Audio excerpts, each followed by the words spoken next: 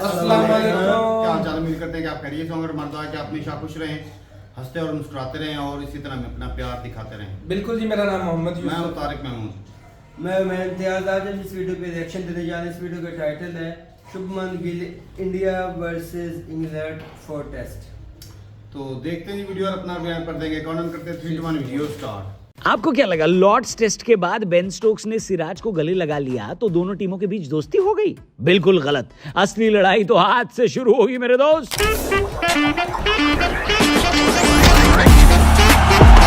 रणतंत्र में वेलकम दोस्तों। शुभमन गिल कल मैनचेस्टर टेस्ट से पहले प्रेस कॉन्फ्रेंस में आए और उनसे यह सवाल पूछ लिया गया कि आपने इंग्लैंड वालों से अंग्रेजी में यह क्यों बोला कि गेंदे उगा लो। क्या बोला तूने? अरे मतलब उन्होंने अंग्रेजी में बोला था, मैंने सिर्फ हिंदी में अनुवाद किया है। तो शुभमन गिल ने कहा कि एक ही बार में पूरी बात क्लियर कर देता हूं। जब इंग्लिश बल्लेबाजों को बैटिंग करने आना था तो उनके पास खेलने के लिए 7 मिनट बाकी थे। वो क्रीज पर 90 सेकंड लेट आए, 10-20 नहीं, पूरे 90 सेकंड। शुभमन गिल ने यह भी माना कि कोई भी टीम उस सिचुएशन में कम से कम ओवर खेलना चाहेगी, लेकिन उसको करने का एक तरीका होता है। जैसे देखो, जब चोट लगी और फिजियो मैदान में आया तो वो एक सही तरीका है डिले करने का, लेकिन 90 सेकंड अगर आप देर से बैटिंग करने आ रहे हो तो ये स्पिरिट ऑफ द गेम के अंडर में नहीं आता है। यानी एक तरीके से प्रिंस ने इंग्लैंड पर बेईमानी करने का ही आरोप लगा दिया। गिल ने अपने बिहेवियर पर भी सफाई देते हुए कहा कि जो उन्होंने कहा और किया उसको लेकर वो बहुत प्राउड नहीं है, लेकिन करना पड़ा क्योंकि इंग्लैंड वालों ने मजबूर किया। खोपड़ी तो साले का। इंग्लैंड वालों की खोपड़ी के पीछे तो भैया डीएसपी सिराज भी पड़े हैं, क्योंकि जब उनसे ये पूछा गया कि आप स्लेजिंग करेंगे तो उन्होंने कहा कि बिल्कुल करेंगे। यानी आप लोगों को आज के मैच में भी फुल माहौल देखने को मिलेगा दोस्तों। लेकिन आज के मैच से रिलेटेड कुछ हाईलाइट भी है जो वीडियो में आपको आगे बताऊंगा। बस आप चैनल सब्सक्राइब करके वीडियो को जरूर लाइक करना। हाईलाइट नंबर 1, बुमराह खेलेंगे। जैसा कि हमने आपको कुछ दिन पहले बताया था, बुमराह का खेलना चौथे टेस्ट में मजबूरी बन चुका है और गंभीर अपना ब्रह्मास्त्र इस मैच में चलाना चाहते हैं और रेस्ट नहीं देना चाहते उनको, क्योंकि टीम इंडिया अगर यहां पर हारी तो सीरीज हार जाएगी। इसलिए बुमराह चौथा टेस्ट मैच खेल रहे हैं और ये बात खुद उनके बॉलिंग पार्टनर डीएसपी सिराज ने कंफर्म करी है। जब उनसे पूछा गया कि क्या हमको बुमराह देखने को मिलेंगे तो उन्होंने कहा, यानी सिराज ने कहा, हाँ बिल्कुल दिखेंगे। हालांकि ये बात अलग है कि बुमराह के रहते हुए अभी तक टीम इंडिया 2025 में एक भी इंटरनेशनल मैच नहीं जीती है। अबे साले, मतलब ऐसे ही बता रहा हूँ भाई साहब। हेलो, मेरे ये कहने का मतलब थोड़ी ना है कि बुमराह भाई होते हैं तो हम लोग जीतते ही नहीं है। क्या बात कर रहे हो यार। लेकिन अब इत्तेफाक ऐसा बन गया कि मैंने सोचा कि बता दूं कि बुमराह भाई का खेलना अच्छी खबर हो, ये बात जरूरी नहीं है, समझे। आपके हिसाब से बुमराह को चौथा टेस्ट मैच खेलना चाहिए था या नहीं खेलना चाहिए, कमेंट करके बताओ। लेकिन अगर मैं आपको हाईलाइट नंबर 2 बता दूंगा तो आप कहोगे कि भाई बुमराह का खेलना बहुत ही जरूरी हो जाएगा, क्योंकि इस टेस्ट मैच में आपको आकाशदीप नहीं दिखाई देंगे जो इंजरी की वजह से बाहर हो गए। लेकिन इंजरी की वजह से बाहर होने वाले आकाश अकेले दीप नहीं है, अर्शदीप भी चौथे टेस्ट मैच से बाहर हो चुके हैं। मुझे समझ में नहीं आ रहा कि अर्शदीप को तो अभी तक हमने कोई मैच भी नहीं खिलाया। भाई अपना प्रैक्टिस करते हुए इंजर्ड हो गया है, यानी खाया पिया कुछ नहीं, गिलास थोड़ा 12 ना। गजब बेइज्जती है। अब 2 तेज गेंदबाज बाहर हो चुके हैं, मतलब है कि या तो तीसरे टेस्ट मैच में बुमराह और सिराज का साथ देने के लिए प्रसिद्ध कृष्णा को वापस बुलाया जाएगा, जो कि अभी तक बहुत ज्यादा इंप्रेसिव यानी असरदार दिखाई नहीं दिए।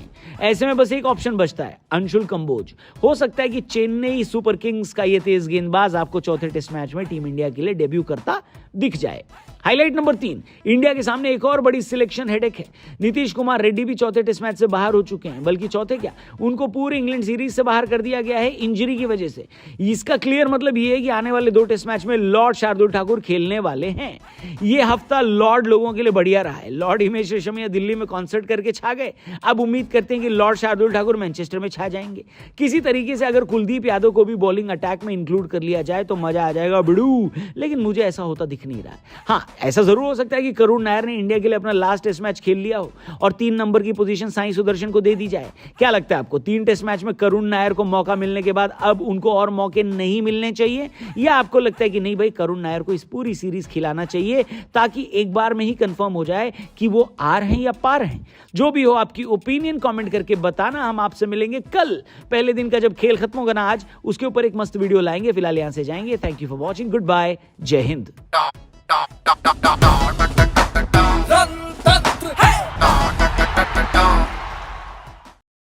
जी वीडियो खत्म हो गया भाई साहब। इंटरेस्टिंग थी वीडियो और इसमें तो कोई दो राय नहीं कि भाई बुमराह अच्छा खिलाड़ी है, वो पनौती है, वो मतलब इस तरह के कोई हो जाता है कि भाई पैदा कर नहीं जीते उनकी वजह से।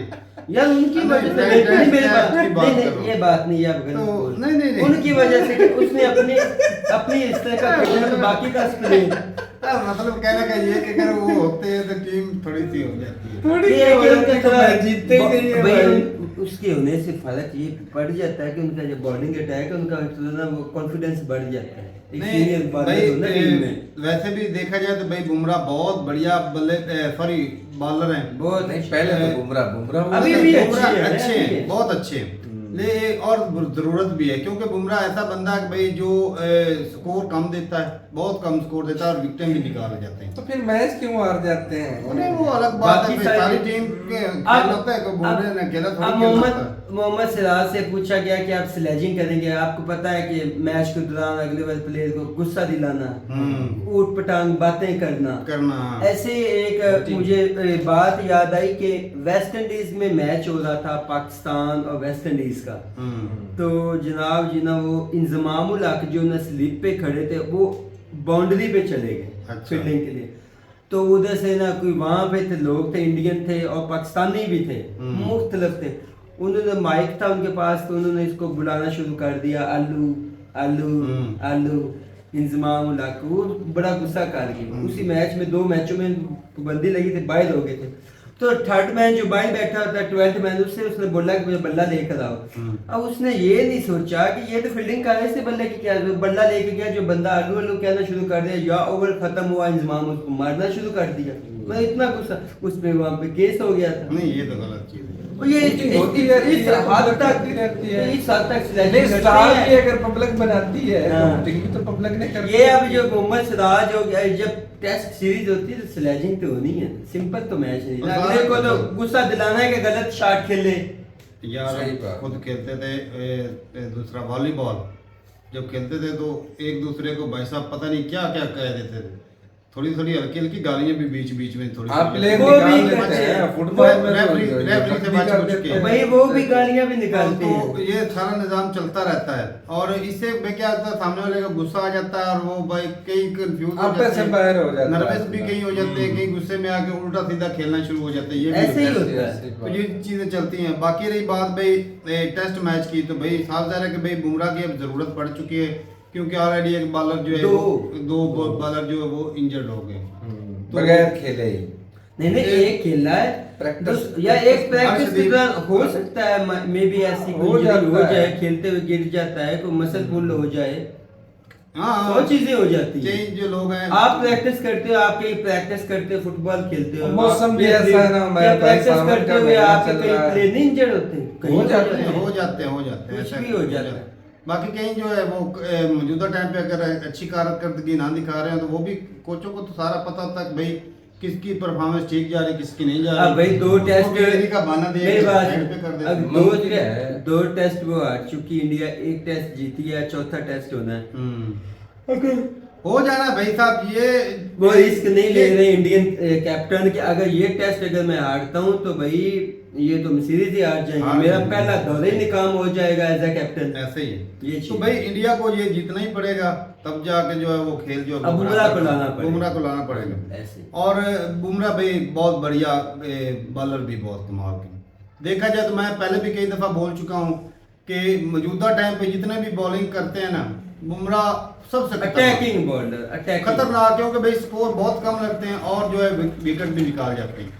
तो ठीक है भाई, अपनी राय जरूर बताएगा कमेंट सेक्शन में। मिलते नहीं वीडियो के साथ, तब तक के लिए इजाजत दें। अल्लाह। अल्लाह अल्लाह हाफिज।